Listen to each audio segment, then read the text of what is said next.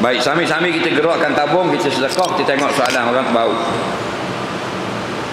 Kita suka sedekah, ada dah. Tapi kita hutang. Adakah sedekah kita diterima? Baik, bagus soalan ni. Teruskan gerakkan tabung dan menyumbang sekalipun kita telah mula menjawab soalan. Dia kata dia suka bersedekah tapi dia ada hutang orang. Adakah sedekahnya diterima sebab dia ada hutang orang? Dengar baik-baik. Sedekah ini hukumnya sunat. Bayar hutang itu hukumnya wajib. Takdimul wajib, nampak? Kena takdimkan yang wajib itu wajib. Nampak? Mendulukan yang wajib itu wajib. Maknanya kita kena dulukan bayar hutang daripada yang sunat, iaitu sedekah. Cuma nak faham, bilakah wajib bayar hutang?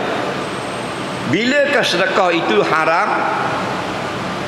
Kena faham. Yang pertama, siapa yang berhutang maka tidak wajib membayarnya, melainkan bila ada dua perkara. Selagi tak ada dua ni, tak wajib bayar. Faham? Kita berhutang orang 1,000, sejuta, serial, kena ada dua benda baru wajib bayar. Yang pertama, sampai tarikh yang dijanjikan bayar. Makna lagi tak sampai tarikh, tak wajib bayar dan tidak berdosa. Contoh, kita berhutang orang, kita janji nak bayar bulan 4, ni baru bulan 2, maka bulan 2 kita tak bayar. Faham? Tidak berdosa. Bulan 3 tak bayar juga, tidak berdosa. Kerana yang dipersetujui, yang dijanjikan bulan 4. Okey, syarat pertama sampai tarikh membayar, baru jadi wajib.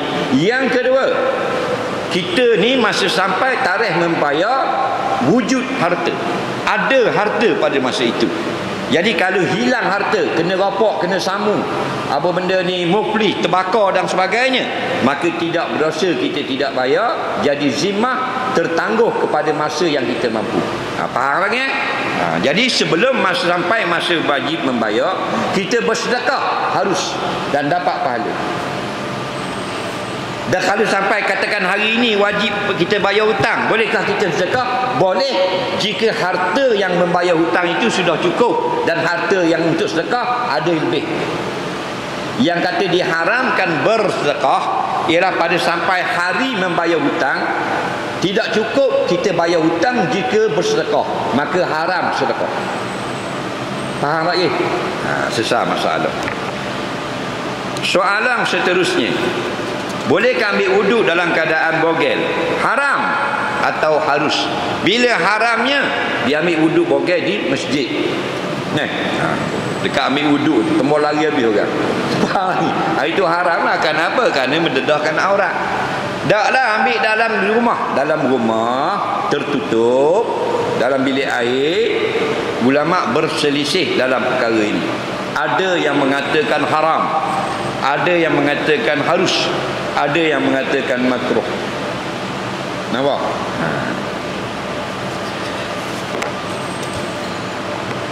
Tak comel lah, sebab kita tak perlu bogel.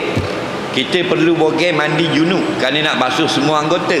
Habis mandi junub, pakai tuala, ambil wuduk. Faham lagi? Tidak ada keperluan lagi kan. Jadi habis mandi, ambil tuala dan ambil wuduk. Kalau mandi kita perlu, tak ada masalah, kerana kita perlu nak gosok situ, nak gosok sini. Ada pun wuduk tak, anggota 4 saja, muka, tangan, kepala, kaki. Pakai dulu. Dan lagi pula huduh benar kalau kita berwuduk lanyang pula itu. Tak percaya, tengoklah cermin masa tungging komo. Komo tu tengoklah cermin. Macam anak monyet lah cermin. Faham lagi?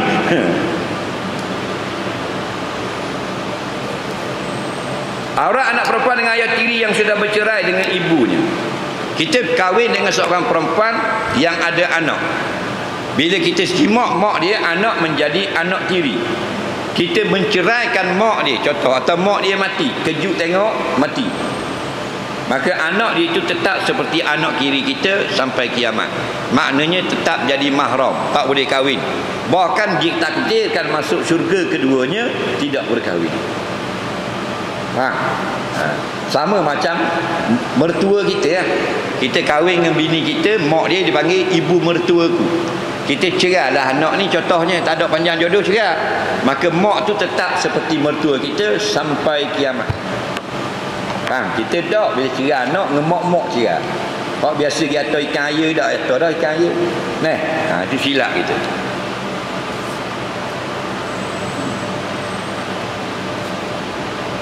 Apakah hukum solat fardu 2 kali? Jawabnya bid'ah jika tidak ada keuzuran apa-apa. Saya fardu mayang 2 kali mak. Tapi kalau solat itu iadah sunat. Dia semayang seorang, dia ingat kita ada orang mayang pasal apa? Pasal pukul 6.30 orang ada orang mari pergi masjid.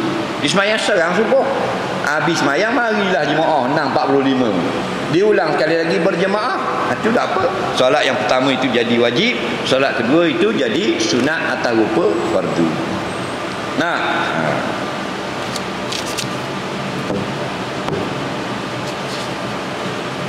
apakah maksud malaikat malu dengan Sayyidina Uthman? Maksudnya malaikat menghormati lebih kepada Sayyidina Uthman. Bukan malu gitu. Itu kita. Di dalam syurga boleh tak kita nak berbual-bual dengan perempuan ajnabi? Barang sangat meminta ni dah. Segala yang kamu suka ada di dalam syurga. Tetapi jika kamu suka itu benda yang keji, tak ada. Dan tidak ada ahli syurga akan datang dalam hatinya menceritakan buat sesuatu yang keji, tak ada. Semua yang dia cerita-ceritakan benda yang harus, benda yang baik, dan ada benda tu. Contohnya kalau geng-geng siap-siap motor, dia berakhir dengan orang motor kan, pagi petang orang motor. Tengah malam bangun tidur tu, bangun pergi tengok motor. Jadi kata dalam syurga tu dia minat motor. Berapa ribu tim motor boleh kan? Betul tak? Tak balik rumah dah, padang duduk atas motor gitu, tak ada masalah. Kerana seorang laki-laki dia kata, ya Nabi, saya minat kuda, dalam surga ada kuda. Nabi kata, naam, ada. Mu nak kuda, nak naik kuda ke, nak berjalan ke pandamu, semua benda yang kita nak ada. Kita nak rumah kita macam ke sarang burung tempur. Cekok gitu, sakut di pokok. Boleh jadi selalu. Dia tak payah sembelih ayam. Kita tengok seekor burung, sebut dalam hadis, tengok burung, kenang burung ni kalau boleh makan sedap. Muna makan dia. Doi kunyit masuk belada atas yang kita cerita, maka siap dalam hidangan. Dan kena balik burung tu tanya balik, mana ngamak nak pergi? Tapi burung tak cakap tiano lah. Bo nak buang orang puang nak syurga boleh, tak ada masalah. Perempuan jadi ustazah, adakah fardu kifayah? Jika tidak ada orang laki-laki, perempuan ganti. Jika jadi ada orang laki-laki, orang perempuan dalam keadaan berhijab. Itu cara dia.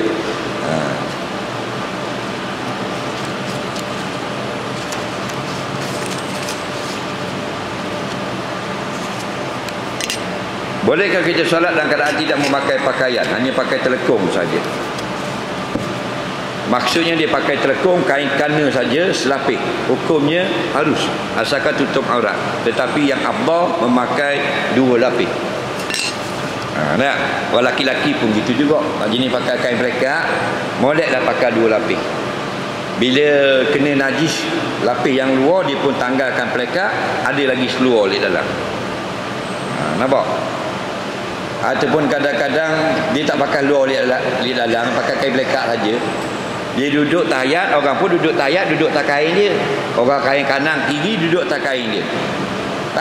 Bila imam bangun, dia pergi habis dah tahiyat, dia bangun dulu. Orang sebelah duduk dia tak kain dia. Bila dia bangun tu dia je kiam, kain dia masih tahiyat. Keluar dalam tak pakai. Lagi. Mu bayang. Bangun tu kotak-kotak lah duduk. Faham lagi. Ada nyanyi, memang mu nak pindah lah, pitih tak ada nak pindah, nak sewa lori pun takkan nak duduk situ.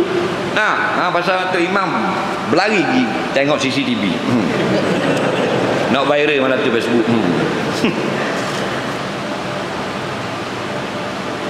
Saya tak ada hati dengan suami, dan tahun tak kerja dan tak solat.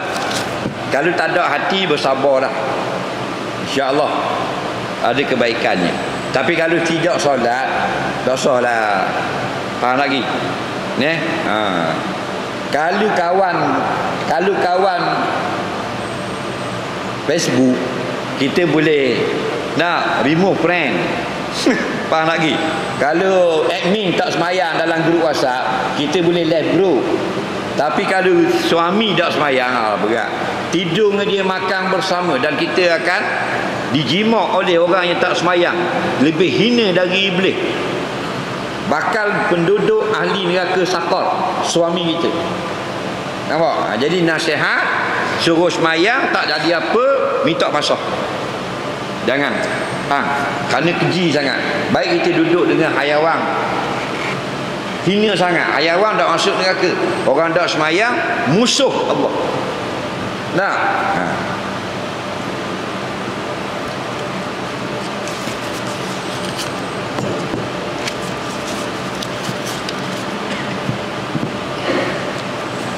Betul ke tempoh edah lagi period tak datang? Lagi itu di dalam edah. Jawabnya, tengok keadaan. Jika benda itu dalam keadaan adat, maka diikut. Orang lain sebulan sekali dia edah, dia haid, dia ni sebulan setengah, pakai hak dia. Tapi kalau dalam 8 tahun tak ada, tak haid, pakai hak orang lain. Faham tak lagi? Tidak menikah umur pak mati. Sebab ya tarasbasna bi anfusihinna salasata quru. Allah kata hendaklah dia beredah selama 3 kali haid. 3 kali suci itu maksudnya masuk haid yang ketiga, habis edah. Dan kalau mula 8 tahun dak haid lagi, banyak mana orang kena bayar nafkah. Bersin 3 kali dalam solat tidak batal. Yang batalnya kita sengaja, ataupun bersin itu daripada awal sampai ke akhir. Tak boleh nak baca benda. Sampai ke salam tak ada nak baca apa, bersin sama. Maka rosak nazamus salah dia panggil. Rupa orang sembahyang sudah rosak, tak sah. Tapi kalau 3 kali 4 kali bersin tidak batal. Soalan seterusnya, hukum baca doa sambil pejam mata. Nak cabut mata pun boleh. Tak ada masalah. Cuma hati biar hadir ketika berdoa. Maksud hadir itu ingat kepada Allah yang kita doakan.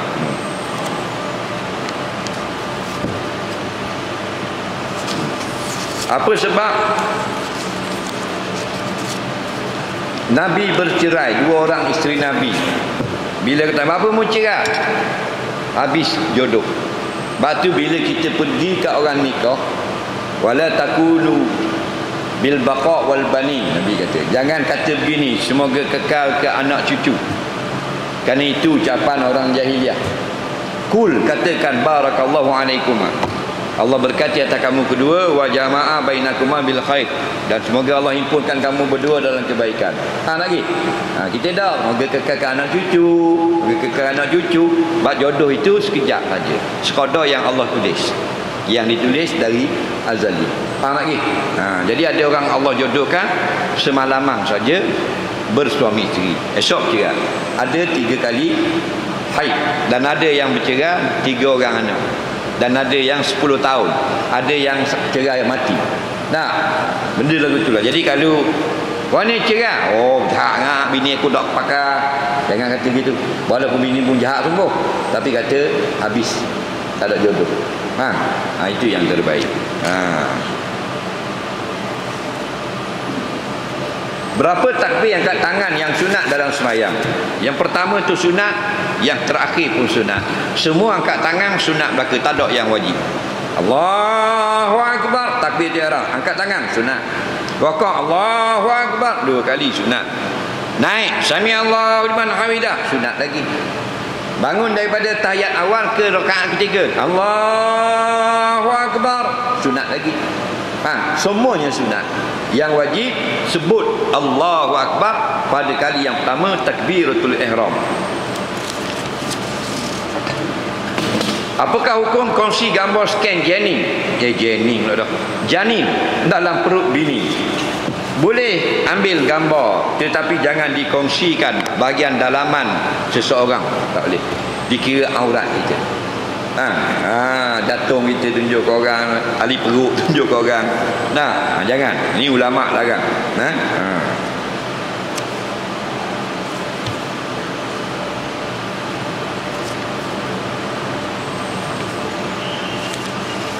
Imam bajunya kotor, kerok, pati sawa. Apakah imej ini untuk makmum lain? Dia Islam ini sukakan kebersihan. Innallaha yuhibbut tawabin wa yuhibbul mutatahhirin.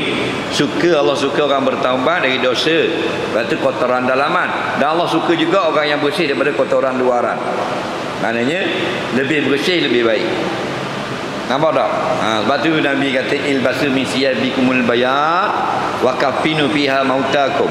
Pakailah pakaian yang cerah, yang putih, iaitu yang terbaik, dan kapankanlah dengan yang putih-putih itu akan mayat-mayat kamu. Kerana bersih itu sangat-sangat disukai. Sebab tu kalau kita jadi imam ni qayyim, orang yang jadi kepala orang, maka biarlah dia yang lebih daripada orang lain. Dia lebih bersih. Ni kalau imam tu kadang-kadang tu masalah kau.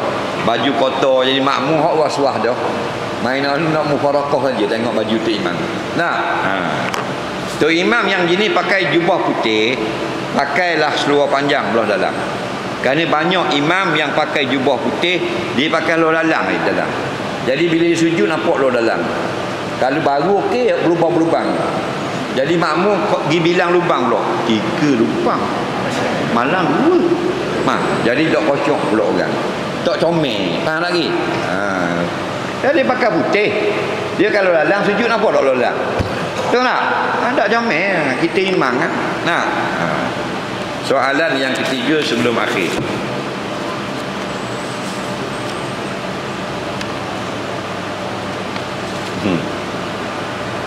Suami panah barang isteri dan anak, terutama adalah meninggalkan solat, memalukan Nabi kita sebagai lelaki. Suami yang panah dan tutup masa didikan terbaik. Doa untuk melembutkan hati suami.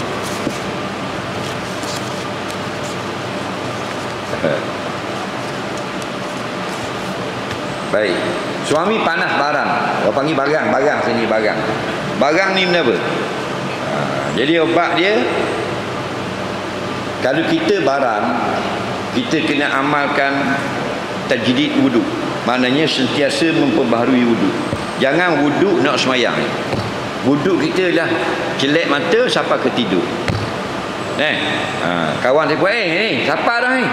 Najak pergi minum air. Jangan ambil wudu lah. Ambil wudu. Walaupun nak pergi minum air.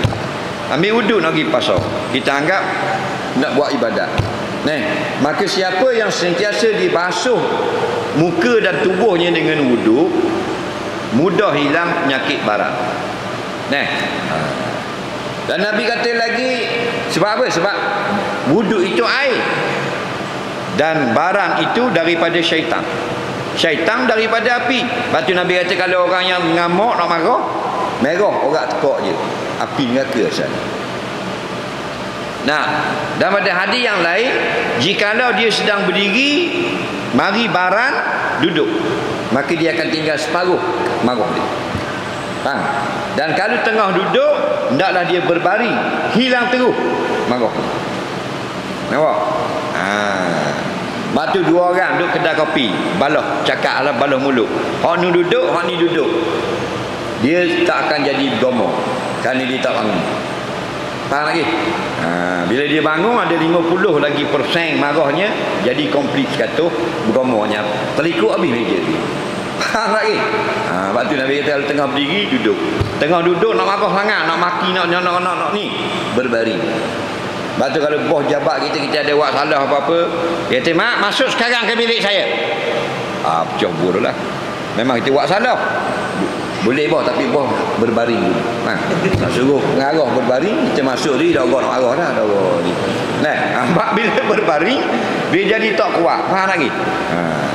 Dan ni guana ni dah nikah dah silap kita. Lepas tu jangan tengok orang laki-laki masih dia mari di rumah. Sebab mari di rumah ni orang barang ke, orang kanah ke, orang jahat ke, semua jadi baik. Kenapa? Dia nak anak dara orang. Betul tak? Hak jenis dah wis salam kau orang pun wis salam. Dia dah wis salam kau orang. Wow, wow, wow. Macam tu.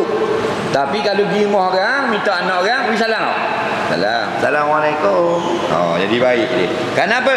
Dia nak menipu perempuan itu supaya tergoda dengan kebaikan. Sebab tu jangan tengok bakal suami dalam rumah kita. Tengok di belakang. Tanya kedai kopi yang digi sama. Hok ni gambar ni mari minum air sini mah. Mari minum air mah. Dia ada benda-benda tak molek dia. Okey, cuma dak aje bayar tu begitu. Nak tahu perangai. Hok tu gambar susah main nombor ekor.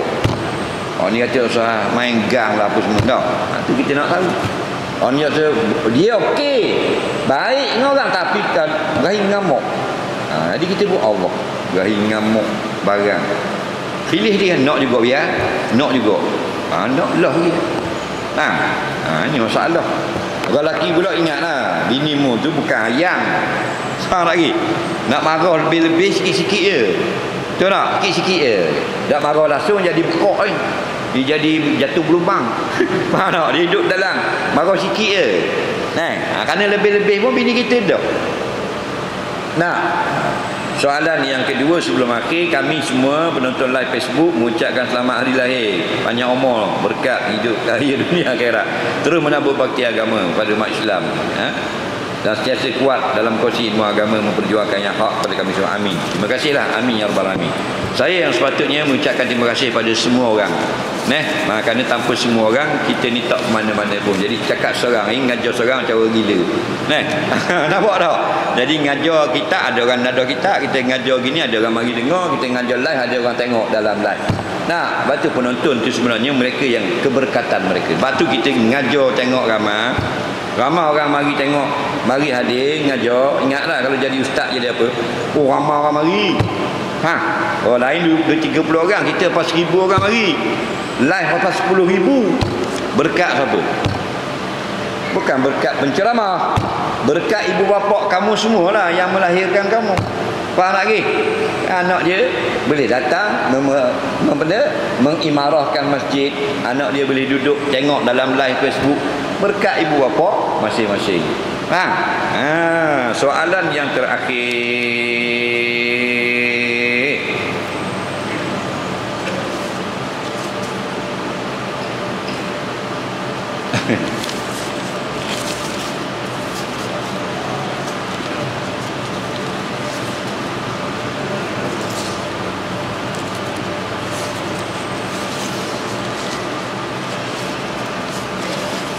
Semayang seorang diri tapi niat makmum, bolehkah atau tidak?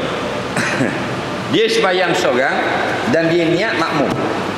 Jawabnya bid'ah. Maksudnya tidak membatalkan semayang dan benda itu tidak disuruh. Tapi kalau kita sembahyang seorang diri, kemudian ada orang duduk semayang di depan, kita berniat makmum sunat, kita ikut. Bahkan kata setengah ulama, antaranya Syekh Ibn Hajar Al-Haythami dalam kitab fatwa dia, jin semayang ikut kita di belakang, kita sunat niat imam. Tapi siapa yang semayang niat imam, tak ada seorang pun di belakang, tak batal semayangnya. Dia semayang seorang, Allah, aku semayang fardu maghrib imam, tak batal. Tapi kalau aku semayang fardu maghrib makmum, siapa mau ikut? Itu masalah. Jadi jangan niat makmum. Tapi kalau kita semayang seorang, tiba-tiba rasa macam ada orang ikut di belakang. Contohnya bila kita takbir Allahu Akbar, bunyi di 3 orang, Allahu Akbar, kita tak pandang, kita kata sami Allah, dia pun sami Allah. Jadi kita rasa itu adalah makmum yang ikut kita. Makmum di belakang wajib niat makmum kerana nak ikut imam. Kita yang jadi imam selain solat Jumaat sunat niat imam. Tapi kalau belakang tu jin, contoh kita semayang tengah malam RNA di Perasing kena berlaku. Kita semayang di RNA di masjid-masjid tengah malam, Allahu Akbar, Allahu Akbar. Bila kita rokok nampak bayang-bayang rokok. Bila kita sujud macam bayang-bayang belakang pun sujud. Tapi kita paling ada orang. Ada ulama fiqh mengatakan sunat niat imam. Itu jin Islam. Ikut. Jangan lari, bukan iblis. Iblis tak sembahyang. Tuan-tuan kata iblis, jin Islam hak pasang tak sembahyang dah. Jadi jangan lari. Dia ada kita orang, dia tengok ada orang ikut belakang, dia lari. Lagi. Kalau orang curi, Allahu Akbar, dah ada orang curi. Tak. Kita tengok ada orang. Kamu mana jemaah? Lari. Tu lari. Tu hok depan sekali malam-malam. Dah nak malam depan meja duduk lari. Hok belakang so cakap banyak tu kebau dah. Jadi boleh tak kita berpaling ketika sembahyang? Boleh. Ketika mana? Ketika perlu. Contoh takut najis kena kita. Macam anak kita kecil belakang.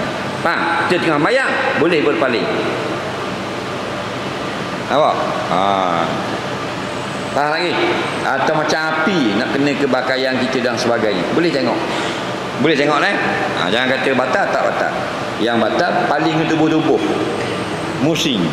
Faham lagi? Kepala saja tidak batal. Kita kat kita semayang di rumah, dengan semayang. Dagang. Aku tengok. Tidak batal. Saja-saja berpaling makruh. Faham? Makruh. Kenapa? Tak ada hajat. Ada hajat, tidak makruh. Jadi kalau orang curi kita pada tempat gelap, RNA tak ada orang, kita suspend kau. Curi. Kah. Tengok tak ada orang.